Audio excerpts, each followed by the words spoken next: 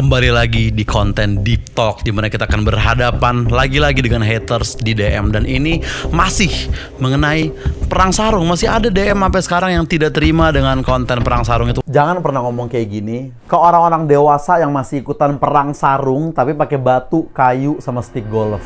Goblok! Perang sarung itu pakai sarung beneran aja buat seneng-seneng. Kalau pakai batu sama kayu itu namanya bukan perang sarung, tapi perang doang. Lagian ngapain sih begitu-begitu? Kelihatan keren gitu, ha? Kelihatan sangar, lebih ke kelihatan dongo. Kalau lu kalah, lu malu. Lu menang, lu juga malu. Yang beneran menang dari perang sarung itu cuma satu, yaitu orang yang nggak ikut. Nggak, di mana-mana sarung itu pasangannya sejadah. Kenapa sarung lu? Malah lu pasangin sama batu, kayu, sama otak lu yang usang itu. Masa sarung dipakai tawuran? Namanya aja sarung, bego, bukan serang. Kita akan coba lagi metode yang sama seperti biasa. Kita akan ajak berunding orang ini dan mencari di mana titik sensitivitas dan ketersinggungan dia yang membuat dia menjadi orang seperti ini. Oke, dia udah DM gue nih. Laki-laki kok banyak cakap. Harusnya gimana? Bikin konten lain aja. Wah, ini sepertinya agak panas ya. Kayaknya dia agak ke-trigger banget untuk alasannya. Kita masih belum tahu apa. Kita harus gali lebih dalam lagi. Apa yang bikin dia jadi kayak gini nih? Tersinggung sama konten yang mana kalau boleh tahu, bro? Yang perang sarung. Oke, sebelumnya apakah Anda adalah pelaku perang sarung? Yo.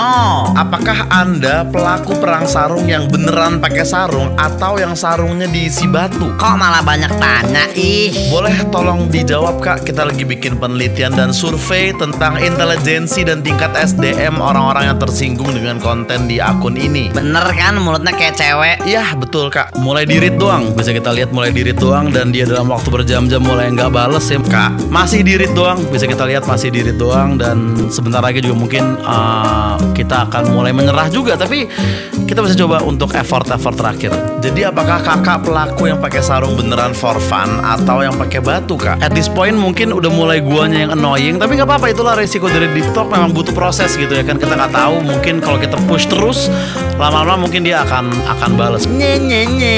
Kakak kapan terakhir perang sarung kalau boleh tahu, Kak? Wih, heboh kali lah, kayak mama-mama. Dan di sini gue sebenarnya udah ngerasa nggak ada harapan. Gue mikir mungkin emang nggak semua haters bisa diajak Deep Talk. Karena yang satu ini ternyata tidak melunak juga, masih marah sama gue. Mungkin emang dia cinta banget sama perang sarung atau gimana. Atau mungkin emang dia sebel banget sama gue. Atau mungkin emang udah nggak ketolong level tololnya. Nggak tau lah yang mana alasannya. Tapi intinya gue tadinya udah mau udahan Deep Talk sama haters yang satu ini. Tapi ternyata setelah gue tunggu, ternyata bener kata Ahmad Dhani bahwa royalti itu penting. Nggak, bukan omongan Ahmad Dhani yang itu ya. Tapi bener kata Ahmad Dhani bahwa beri sedikit waktu biar cinta datang karena telah terbiasa. Karena setelah ditunggu ternyata haters ini DM gue lagi. Bang, gue minta maaf ya. Bang, Minta maaf kenapa nih? tapi maafin gak nih? Iya dong, tapi minta maafnya kenapa tuh? Labrak kakak. Nah ini harapan nih. Mungkin setelah dia nikmatin me time sedikit, dia pikirin sedikit, barulah dia akhirnya sadar, ngapain ya gue tersinggung karena perang sarung. Mendingan gue baikan sama nih orang. Mungkin begitu kan. Mungkin dia mikir, gue di jalanan aja udah perang sarung, ngapain di TikTok gue perang lagi. Perang yang harusnya terjadi itu bukan antara netizen dengan TikToker, tapi antara rakyat dengan pemerintah gitu. Mungkin dia mikir kayak gitu. Ya lebih mungkin lagi dia nggak mikir sejauh itu sebenarnya. Karena kita juga jangan lupa dia ini pelaku perang sarung gitu ya kan. Tapi intinya gitulah. Dan ini juga sejarah buat podcast Kesel aja. Dari sekian banyak haters yang udah kita hadapin dan beberapa kita respon, baru kali ini ada yang minta maaf. Selama ini kayaknya gua mulu yang minta maaf. Baru kali ini ada orang haters yang minta maaf ke gua. Baru ini orang ini pertama nih. Dan rasanya ya jujur sejuk juga gitu. Enak ternyata dimintain maaf sama orang yang baru aja ngata-ngatain kita tuh ada nikmatnya juga ternyata. Agak jijik gue untuk mengakui hal itu, tapi ya itulah yang gue rasain waktu gue ngeliat dia minta maaf ini. Dan di situ gue mencoba untuk oke, gue ajak Deep Talk lagi nih. Coba kita ajak ngobrol lagi setelah dia adem, mungkin responnya bisa lebih asik dan bisa ketemu titik tengahnya gitu. Gue balas lah chatnya dia. Gak apa-apa kok. Kalau boleh tahu sisi mana yang bikin tersinggung, Kak? Udah gak usah dibahas lagi. Please Kak, gue perlu tahu di mana kakak tersinggungnya. Saya mohon. Perang sarung, Kak. Maksudnya apa yang bikin kakak tersinggung soal perang sarung? Dah lah, gak jadi minta maaf. Boleh dijabarkan tersinggungnya di sebelah mana, Kak? Terima kasih. Emot jempol. Gak mood Deep Talk ya? Oke, terbukti ternyata memang tidak semua haters bisa diajak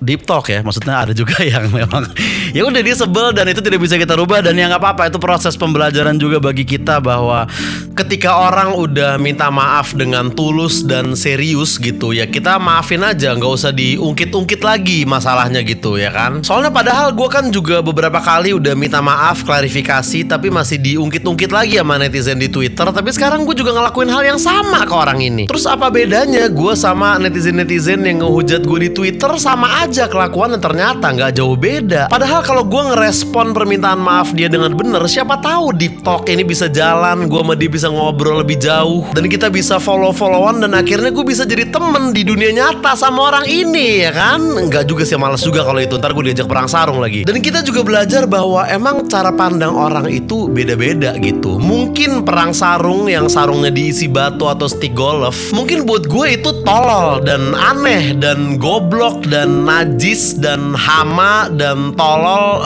Gue udah bilang tolol tadi ya. Ya nggak apa-apa harus 2 kali disebut emang, karena itu tolol banget buat gue. Tapi mungkin buat dia itu hal yang indah dan menyenangkan dan waras gitu. Mungkin dia nggak ngelihat perang sarung dengan batu dan stick golf itu sebagai hal yang tolol. Enggak. Soalnya yang tolol kan dia dan teman-temannya gitu. Tapi intinya yang menjadi pelajaran yang paling ngena dalam sesi Deep Talk ini itu adalah bahwa tidak semua haters bisa kita putar balikan menjadi teman gitu intinya ya kan. Kita akan coba lagi mungkin di SJW yang berikutnya, mungkin kita akan coba lagi metode-metode Deep Talk yang lain ya. Kita juga mungkin harus ngulik dulu gimana caranya sih mengorek orang tuh kayak gimana gitu.